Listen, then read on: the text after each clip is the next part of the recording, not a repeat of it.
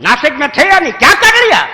मैं तीन बिंदु पर आपका ध्यान केंद्रित करना चाहता हूं। भगवान शंकराचार्य के बाद के 4 शंकराचार्यों ने जब देखा कि खानदानी क्षत्रिय दिशाहीन हो गए हैं, सनातन मान बिंदुओं की रक्षा के लिए उन्होंने नागा सैनिक को उद्भाषित किया। मैं बड़े लाड़ प्यार से अपनत से पूछना चाहता हूं, वो नागा सैनिक अपने लक्ष्य पर अडिग हैं, करोड़ों किलोमीटर दूर भटक गए, बहुत दूर चले गए। अब भटकने का ज्ञान होने पर भी सही मार्ग पर आना नहीं चाहते। एक हमारे सैनिक कौन? खानदानी क्षत्रिय तो दिशाहीन हो गए, वैकल्पिक क्षत्रिय के रूप में मान 4 शंकराचार्यों ने अखाड़ा परिषद नागा सैनिक को उद्भाषित किया। आज नागा सैनिक हैं लक्ष्य से सुदूर। 300 वर्ष पहले मान्य गुरु गोविंद सिंह जी ने हिंदू धर्म की रक्षा के लिए खालसा पंथ बनाया। आज लाखों की संख्या में विश्व में सिख हैं, सैनिक हैं, लेकिन सनातन मान बिंदु की रक्षा के लिए नहीं है। दूसरे सैनिक भी हमारे साथ नहीं। तीसरे सैनिक हेडगेवार जी ने आरएसएस को ख्यापित किया, एक दल का प्रचारक बनकर आरएसएस रह गया।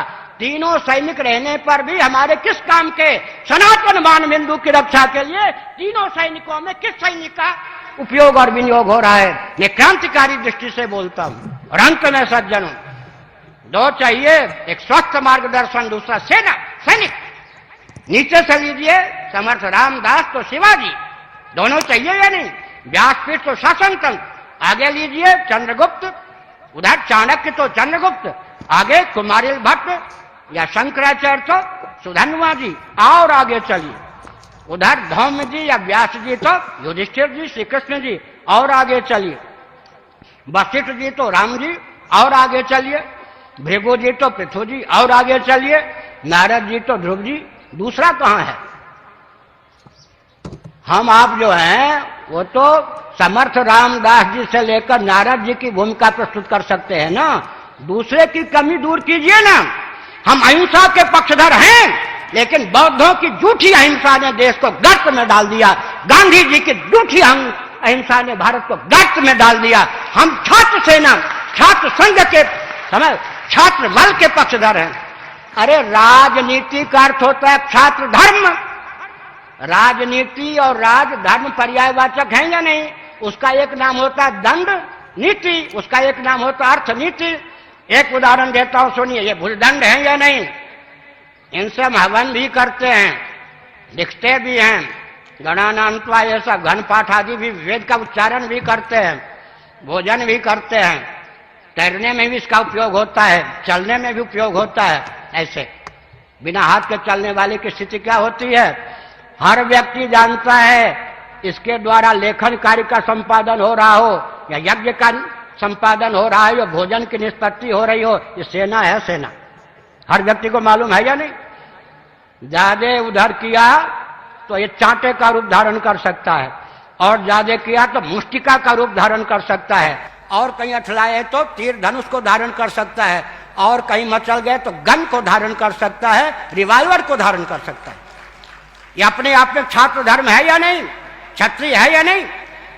गाढ़ी नींद में बुद्धि सो जाती है, बुद्धिपूर्वक अज्ञान का प्रश्न ही नहीं उठता। लेकिन मच्छर काटने आ जाए तो छात्र धर्म का निर्वाह करने के लिए भुजदंड अपने आप उठता है या नहीं? परंपरा प्राप्त निसर्ग सिद्ध संस्कार संवेद या भुजदंड अपने आप पहुंच जाता है। मच्छर चपेट में आ जाए तो उसका कचूमर निकल जाता है, और भाग जाए तो कम से कम इसके द्वारा खुजला लेते हैं।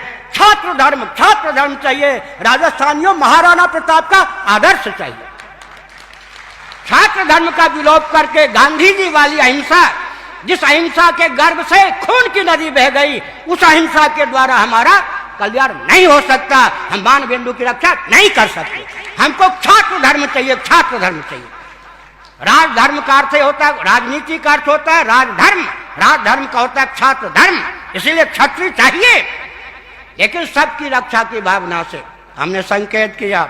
इसलिए सज्जनों, आगे बढ़िए, कथा सुनिए। राम